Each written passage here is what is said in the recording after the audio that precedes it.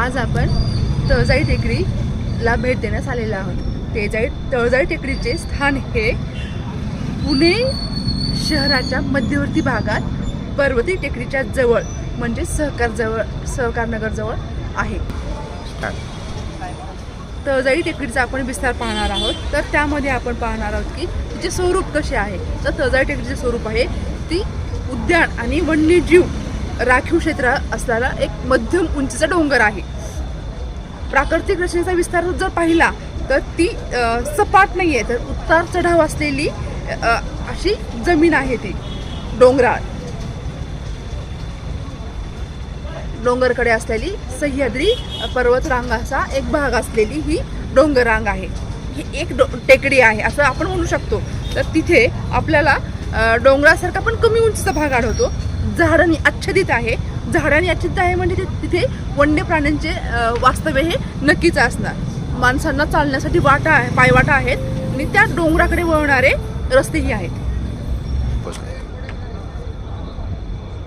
आपण पाहू शकता, असं बोलायला पाहिजे तिथे,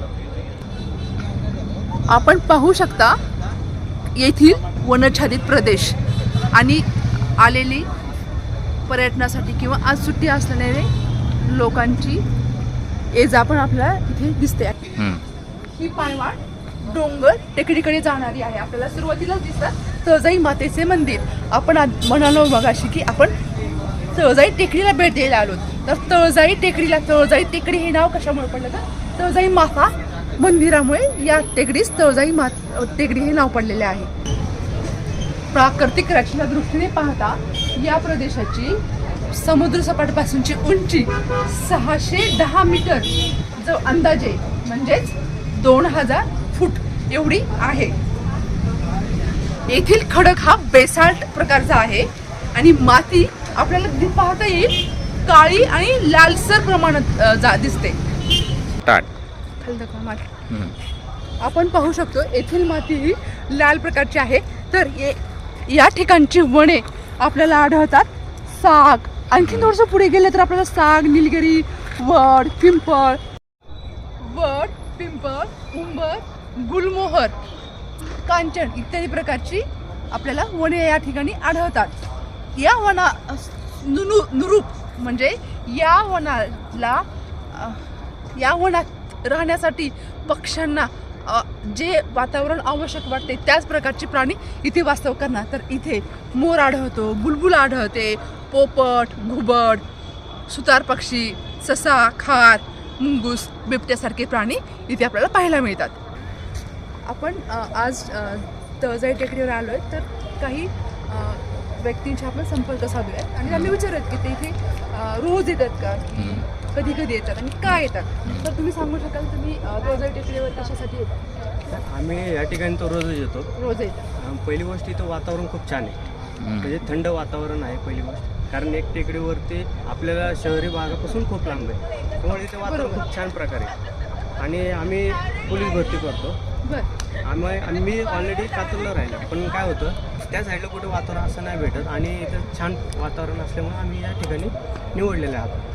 म्हणजे सरांच्या मते असं आहे की या ठिकाणचं वातावरण हे शुद्ध, थोडेफार कमी प्रमाणात आजच्या जागतिकीकरण आणि शहरीकरणामुळे थोड्या कमी प्रमाणात हे वातावरण शुद्ध आहे, म्हणून त्यांना तेवढ्या कात्रजवरनं ते इथे व्यायाम करण्यासाठी येतात। म्हणजे आजची ही मोटिवेशनसाठी खूप महत्त्वाची गोष्ट आहे। सर तुम्ही मला सांगता का की आज आपण शहरीकरणामध्ये एवढं पाहतो की आज शहरीकरणामध्ये प्लास्टिकचा वापर खूप केला जातो, परत कचरा खूप होतो। तर यासाठी या ठिकाणी काही उपाययोजना आखल्या असतील का आणि आखायला पाहिजेत का? आखलेल्या आहेत, पण तरी अजून सध्या चालू आहे त्याच्यावर। तर तुमच्या मते मला सांगा की प्लास्टिकसाठी किंवा जो कचरा होतो त्यासाठी आपण काय काळजी घेतली पाहिजे नागरिक म्हणून? काळजी तर सगळ्यांनीच घेतली पाहिजे। जिथं डस्टबिन असेल तिथं कचरा उचलून टाकला पाहिजे, तर सगळी साफसुथरं राहील। त्या हिशोबाने मग इथं आम्ही स्वतः जेव्हा वेळेला या वातावरणामध्ये येतो तर आम्हाला एखादी कचरा जरी दिसला तर तो आम्ही गोळा करून एका कचरा डब्यात आम्ही ते टाकून देतो। हे पण काळजी घेणं गरजेचं आहे नागरिक म्हणून। ते तुमची भूमिका तुम्ही चांगल्या प्रकारे निभावत आहात।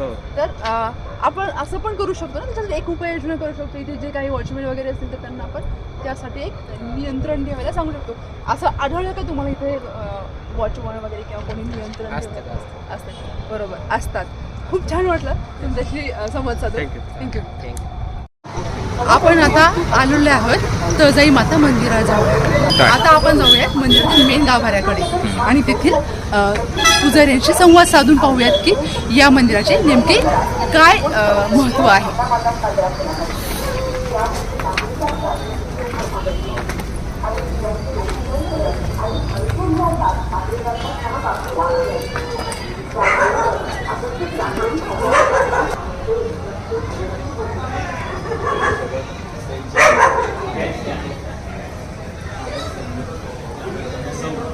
आपण पाहू शकता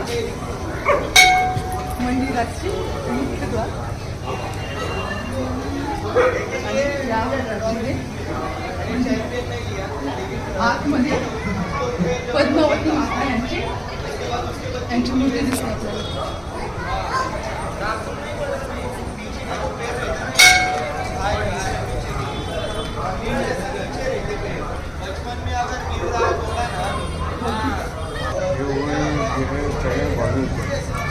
त्याचे मुलगा आहे आप्पासाहेब थोरात म्हणून तो आहे. त्याचे मुलगा सगळी देखरेख करते. आपलं हे मंदिर साधारण किती जुनं आहे? प्राचीन 100 वर्ष जुनं आहे. आपण मला सांगू शकता का आपल्या तळजाई मातेचं महत्त्व किंवा आपल्या इथं जे स्थानिक लोक आहेत तर कुठल्या उत्सवाला जास्त आपल्याकडे साजरा नवरात्रीला दसऱ्याला आम्हाला उत्सव होतो. नवरात्री पावन आहे. तुम्ही मागाल ते वस्तू करून नाही का नोकरी चाकरी हे आपलं तुम्हाला मुलं बाळं नोकरी नाही लागल्या तर तुम्ही मागू शकता नवस करू शकता. म्हणजे देवीकडे सण दसऱ्याला आणि नवरात्रीमध्ये लोक आपल्या इच्छापूर्तीसाठी इथे येतात. प्रणाम करतो. तुम्ही इथे किती वर्षापासून सेवा करताय? जसं सुरुवातीपासून आपण थोराच्यापासून आहे. साधारण किती वर्ष? 57-60 वर्ष झाले.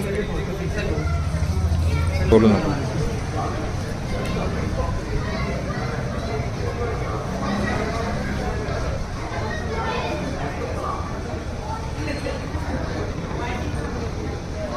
आपण मंदिरातील प्रसन्न वातावरणामध्ये येऊन देवीचे दर्शन घेतले आणि पूजेशी संवाद साधला. तर आता आपण पाहूयात येथील आर्थिकदृष्ट्या कसा विकास झालेला आहे. स्टार्ट. तर आता या प्रसन्न वातावरणानंतर आपण इथला आर्थिक विकास आणि ती बाजारपेठ कशी आहे ते पाहूया.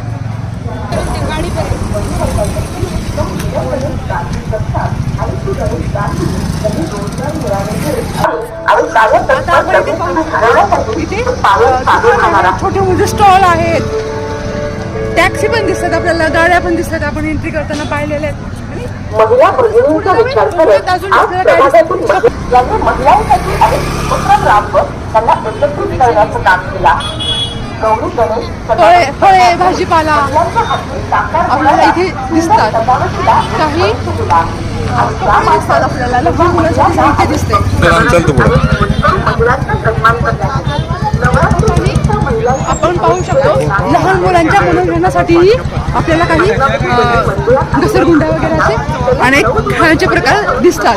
तर या प्रकारे आपण पाहिलं की येथील सामाजिक जीवन म्हणजे मानवांचं जीवन कसं आहे, आर्थिक विकास कसा झालेला आहे. आर्थिक विकासामध्ये आपल्याला दिसतं की छोटे छोटे स्टॉल आहेत, म्हणजेच एक खुली अर्थव्यवस्था आहे इथे.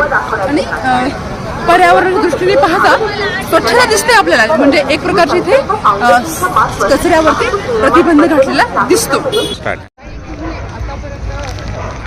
भाजीपाला फळं दिसतात. किती वर्ष झाली? 5 वर्ष. तुम्ही भाजी म्हणजे हा व्यवसाय सुरू करण्याच्या आधी तुमची स्वतःची मानसिक स्थिती कशी होती आणि नंतरची कशी आहे तुम्हाला काय जाणवतं? सुरुवातीला काही होणार नाही असं काही, पण आता ही फळाचं वगैरे चालू केलं तेव्हापासून ठीक आहे समजा.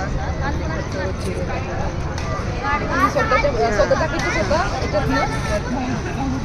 साधारणतः मी इथं किती वेळ व्यवसाय करता दिवसातून? दिवसातून 2 टाईम सकाळी आणि संध्याकाळी.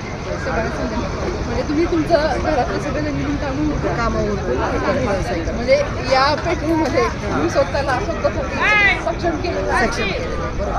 थँक्यू. आता आपण काकूजी बोललो तेव्हा आपल्याला असं जाणवलं की हे जे तळजाई टेकडी आहे या तळजाई टेकडीच्या पर्यटनासोबतच आपल्याला जाणवतं आर्थिक विकास कसा झालेला आहे की याच्यामध्ये महिला स्वतःचा उदरनिर्वाह स्वतःच्या पायावर उभा राहून स्वतःला सक्षम करून कशा पद्धतीने त्यांनी स्वतःचं आयुष्य पॉझिटिव्हरित्या एक जीवन बनवलेलं आहे हे आपल्या यातनं दिसून येतं. हे तळजाई वन उद्यान पाहू शकतो आपण. तिथे महाराष्ट्र शासनाने निसर्ग मानचिन्हे असं पोस्टर बनवून मस्तपैकी सांगितले वृक्षावल्ली आणि शुद्ध हवा फुले पाणी पक्ष्यांचा धावा नित्य नूतन आनंद अनुभवा जपुणी आपला निसर्ग ठेवा निसर्ग भटकंतीचा आनंद दुर्गुणित करण्यासाठी अभ्यासवृत्तीने मनसोक्त फिरा. म्हणजे आपल्याला सगळ्यांना फिरण्यासाठी मस्तपैकी वाटा बनवल्या आहेत, बसण्यासाठी व्यवस्था व्यवस्थित केलेली आहे. अशा प्रकारे आपण पाहू शकतो की महाराष्ट्र शासनाने सुद्धा उद्यान व वन विभागाला किती महत्त्व दिलेलं आहे कारण ते आपल्या जीवनातील एक महत्त्वाचा भाग आहे. कारण हवा शुद्ध मिळण्यासाठी वनांची खूप गरज आहे आणि पर्यावरणाच्या दृष्टीने पाहता वन हे आपल्या आयुष्याचा एक मुख्य बिंदू स्तोत्र आपण म्हणू शकतो. कारण श्वास हे आपल्याला वनस्पतीपासूनच शुद्ध हवा मिळाल्यामुळे व्यवस्थित घेता येतो.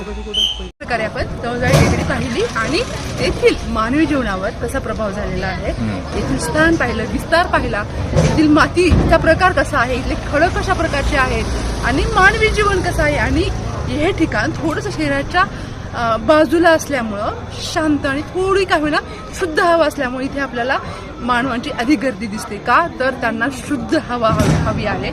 या शहरीकरणामध्ये औद्योगिकरणामुळे मानवाला शहरामध्ये ती मिळत नाही आणि इथली वस्ती पाहिली तर थोडीशी टेकडीपासनं थोडीसं खाली उतरली की आपल्याला वस्ती दिसते.